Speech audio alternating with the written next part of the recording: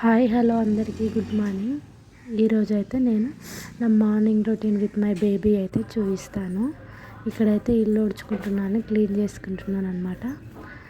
నా బేబీ అయితే ఇక్కడ పడుకుంది, ఇంకా లేగలేదు తను. ఒకసారి అయితే తనని చూస్తున్నా, పడుకుందా లేచిందా అని. తను మంచిగా పడుకుంది.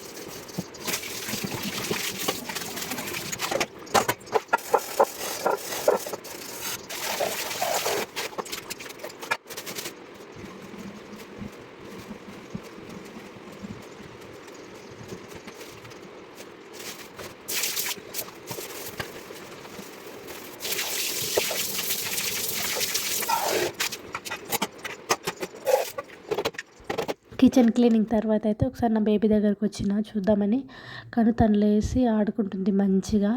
ఇంకా నేను కూడా తనతో కొద్దిసేపు టైం స్పెండ్ చేసిన, కొద్దిసేపు ఆడుకొని ఆడిపించి ఇంకా కిచెన్ క్లీన్ చేసినాక నా కిచెన్ ఎలా ఉందో ఇక్కడైతే చూపిస్తున్నాను మీకు. ఇట్లా అయితే అయిపోయింది, ట్రాన్సిషన్ అయితే ఇట్లా ఉంది కిచెన్ది.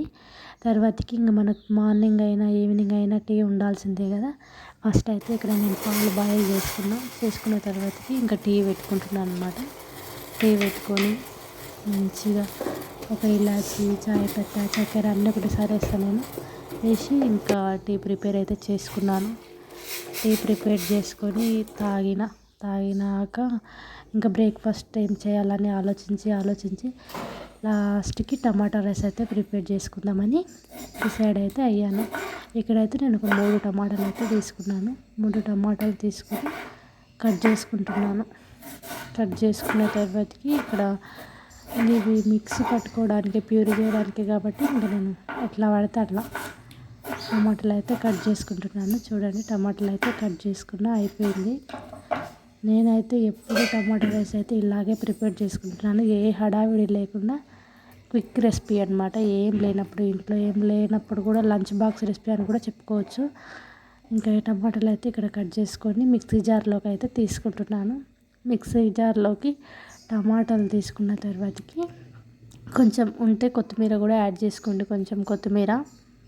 తర్వాతకి ఒక 4 ఎల్లిపాయలు, ఒక చిన్న అల్లం ముక్క అయితే వేసుకొని అవన్నీ మిక్సీ చేసేయండి. చేసినాక ఇట్లయితే ఉంటుందన్నమాట.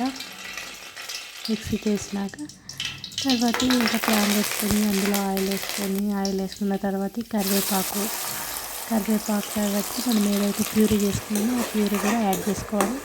యాడ్ చేసుకున్నాక ప్యూరీ యాడ్ చేసుకున్న తర్వాతకి ఒక 5 మినిట్స్ అట్లా కలుపుతూ ఉండాలి. కలిపిన తర్వాతకి టర్మరిక్ పౌడర్ అయితే యాడ్ చేసుకున్నాం.